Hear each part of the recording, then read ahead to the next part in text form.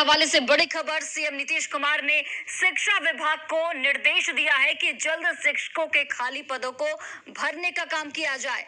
तो नीतीश कुमार ने ये बड़ा निर्देश शिक्षा विभाग को दिया है, जिसमें उन्होंने साफ तौर पर कहा कि जल्द ही शिक्षकों के खाली पदों को भरने का काम किया जाए।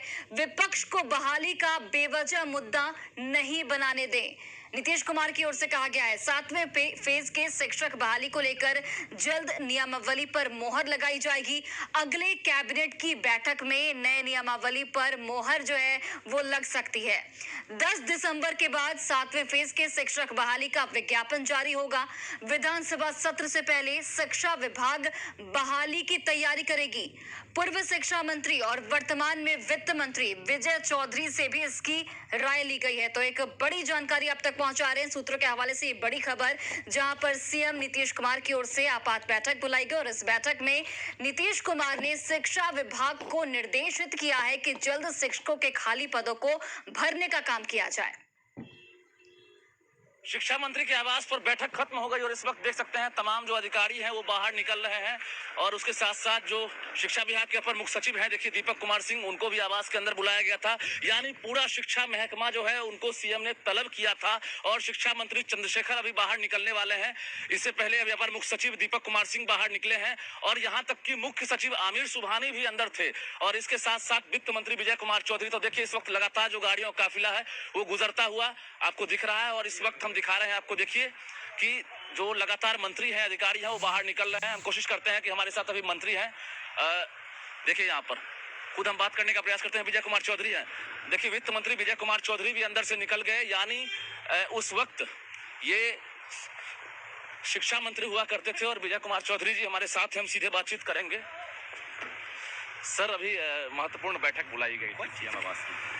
नहीं, कोई वैसे महत्वपूर्ण बैठक नहीं थी, लेकिन वो तो ऐसे ही, वो तो कुछ इशू आते ही रहते। कोई संजय जायसवाल ने पीसी किया और कहा सदन नहीं चलने देंगे, 13 दिसंबर तक मोहलत दी है, शिक्षक बहाली नहीं होगी। बड़े सदन सवाल है कि अब वो सदन नहीं चलने देंगे।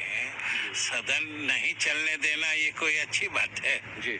सदन नहीं चलने देंगे इसका मतलब है कि प्रजातंत्र में विश्वास नहीं है, और अगर सदन चलने देंगे और अपनी बात कहेंगे इसका मैंने प्रजातंत्र में विश्वास है। कि उस वक्त आप शिक्षा मंत्री होते थे एनडीए सरकार में और चंद्रशेखर विधायक थे आरजेडी के, वही सवाल उठाए थे। ठीक है, और वही बात है तो अभी है, वही बात है। उस बात से सरकार पीछे कहाँ हट रही है? कब तक बहाली हो रही है कुछ आइडिया? बहाली वो प्रक्रिया आप जानते हैं कि न्यायालय के हस्तक्षेप के कारण भी कुछ प्रक्रिया बाधित होती है। जी, उम्मीद है पॉजिटिव होता है एकदम। चलिए, तो हमारे साथ वित्त मंत्री विजय कुमार चौधरी जो पहले शिक्षा मंत्री हुआ करते थे, एक तरह से सीएम ने इनको ही बुलाया था, इनसे ही मंत्रणा ली गई है और पूरा डेटा सीएम ने अभी मांगा है। लगातार जो अधिकारी हैं और मंत्री हैं बाहर निकलते हुए दिख रहे हैं, आप देखिए, और हम कोशिश करते हैं कि अगर शिक्षा मंत्री अभी बाहर नहीं निकले होंगे तो हम उनसे ही बातचीत करें। और देखिए हमारे साथ अब शिक्षा मंत्री भी होंगे चंद्रशेखर, जो अभी सीएम आवास में बैठक में थे, और देखिए शिक्षा मंत्री बाहर निकलते हुए हम कोशिश करते हैं कि शिक्षा मंत्री से हम बातचीत करें। तो देखिए सीएम आवास में महत्वपूर्ण बैठक हुई है अभी और हम बातचीत करने का प्रयास करते हैं। सर, तो देखिए चंद्रशेखर जो शिक्षा मंत्री हैं वो अभी बाहर निकले हैं। सीएम तकरीबन 1 घंटे तक बैठक किए हैं। अभी वित्त मंत्री थे विजय कुमार चौधरी, शिक्षा मंत्री चंद्रशेखर, उसके साथ साथ बिहार के मुख्य सचिव आमिर सुबहानी, शिक्षा विभाग के अपर मुख्य सचिव दीपक कुमार सिंह। यानी संजय जायसवाल की पीसी के बाद ही एक तरह से सीएम ने इस मामले को संज्ञान लिया है और उसके बाद तलब किया गया है तमाम शिक्षा महकमा को और उसके बाद बैठक हुई है। हालांकि बैठक के बाद क्या रणनीति बनी है, क्योंकि जिस तरह से बीजेपी ने चेतावनी दी है कि 13 दिसंबर तक अगर मांगे पूरी नहीं होती है शिक्षक बहाली को लेकर तो हम सदन नहीं चलने देंगे। कैमरामैन सुबोध के साथ रजनीश कुमार, न्यूज़ 18 पटना। और चलिए इस खबर पर ज्यादा जानकारी के साथ हमारे सहयोगी रजनीश इस वक्त लाइव जुड़ गए हैं, सीधे उनसे बात करते हैं। रजनीश, बीजेपी के अल्टीमेटम के बाद अब सरकार जो है वो फुल एक्शन में नजर आ रही है और इसी को लेकर आपात बैठक बुलाई गई जिसमें तमाम जो शिक्षा विभाग के अधिकारी हैं वो मौजूद रहे।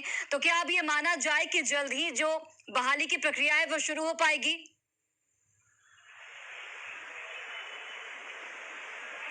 बिल्कुल, देखिए कि एक तरह से न्यूज 18 प्रमुखता से सुबह से इस खबर को दिखा रहा था और संजय जायसवाल ने पीसी किया और पीसी के बाद सीएम ने पूरे मामले को गंभीरता से लिया और उसके बाद जो बिहार के मुख्य सचिव हैं अमित सुबहानी, उसके साथ साथ शिक्षा विभाग के मंत्री हो, अपर मुख्य सचिव हो और उसके साथ बिहार के तत्कालीन जो शिक्षा मंत्री हैं विजय कुमार चौधरी, उनको बैठक में बुलाया और बैठक में कई रणनीति बनी है। जो सूत्रों के हवाले से खबर आ रही है कि संजय जायसवाल ने जो चेतावनी दी है, अल्टीमेटम दिया है कि 13 दिसंबर तक अगर मांगे पूरी नहीं होती है तो हम सदन नहीं चलने देंगे। तो सीएम ने कहा है कि विपक्ष को बेवजह मुद्दा नहीं बनाने दें और अगर कहीं पर अड़चन आ रही है उसको दूर करें और जो नई नियमावली की बात आ रही है अगले कैबिनेट की बैठक में उस पर मुहर लगवाकर जल्द 7वें फेज का विज्ञापन जारी करें।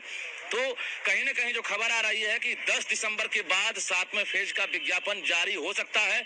एक बड़ी खबर न्यूज 18 दे रहा है कि सीएम ने अभी आपात बैठक बुलाई और बैठक में रणनीति बनी है कि 10 दिसंबर के बाद बिहार के शिक्षक अभ्यर्थियों को खुशखबरी मिल सकती है और 7वें फेज का विज्ञापन जारी हो सकता है।